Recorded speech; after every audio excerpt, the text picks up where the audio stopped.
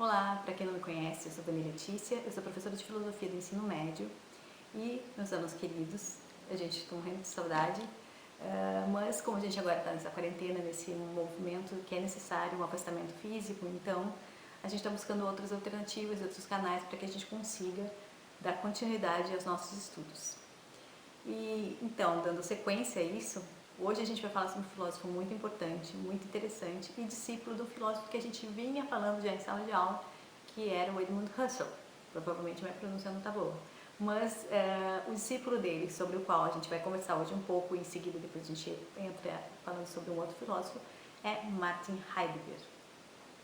Bom, para começar, para falar do Heidegger, eu gosto sempre de uma passagem de um personagem do Shakespeare, Hamlet, e eu sempre falo isso em sala de aula, os alunos já estão cansados de saber disso, mas eu gosto muito quando ele está lá naquele momento de reflexão e de pensamento sobre a questão da existência, e ele pega uma caveira, que é uma famosa cena do teatro, e diz: ser ou não ser, eis a questão.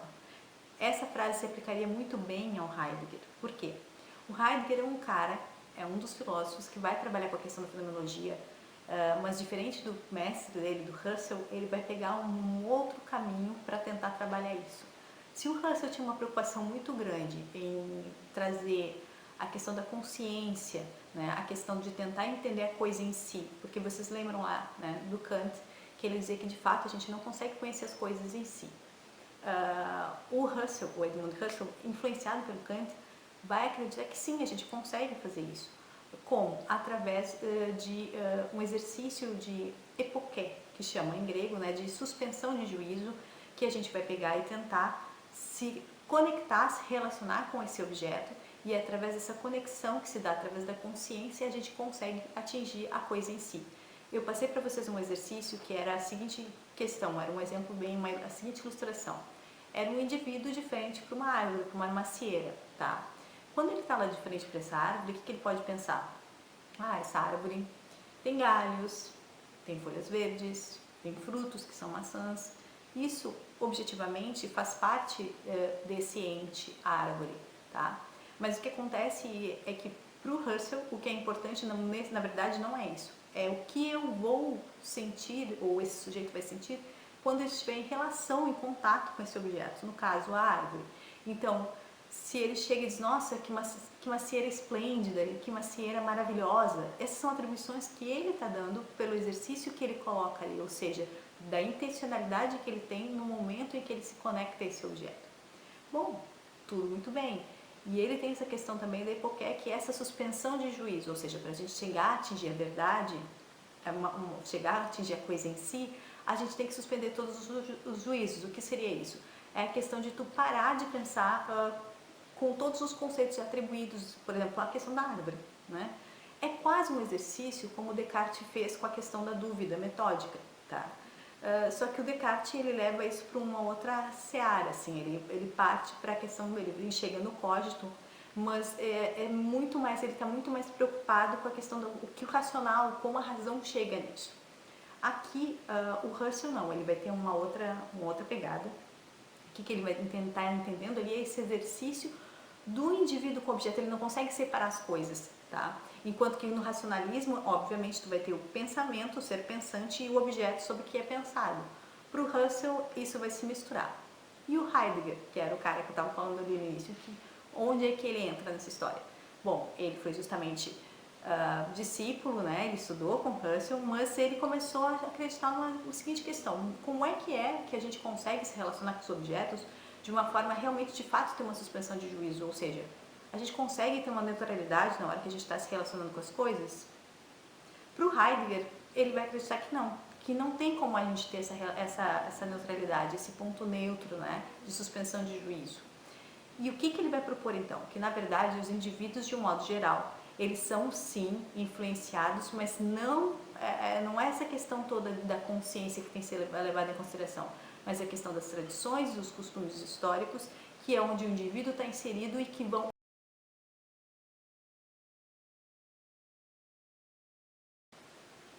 Só um pequeno parênteses antes da gente continuar falando do Heidegger, tá?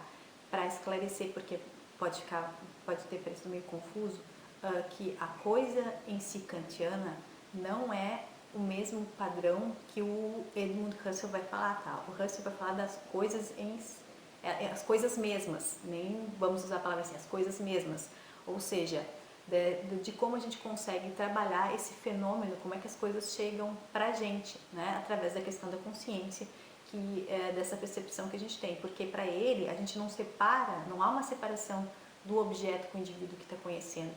É um processo que tem a questão da intencionalidade, a gente sabe que tem a questão do ego transcendental. Então, quando o indivíduo está conhecendo o objeto, quando ele está se interagindo com o objeto, há uma intencionalidade e é nessa intencionalidade é que a gente vai conseguir, digamos, delimitar ou falar a respeito do que é essa coisa nela mesma, a coisa mesma, tá? Que é diferente da coisa em si kantiana, tá? Mas voltando então para o Heidegger.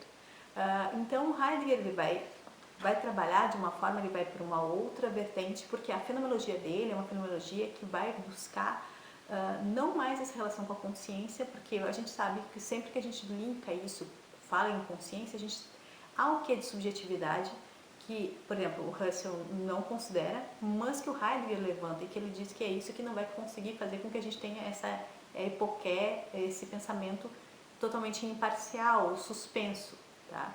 E aí ele vai levantar justamente a concepção temporal, o quanto isso influencia de fato no pensamento e na forma como o ser humano, o que ele é, como a existência se dá.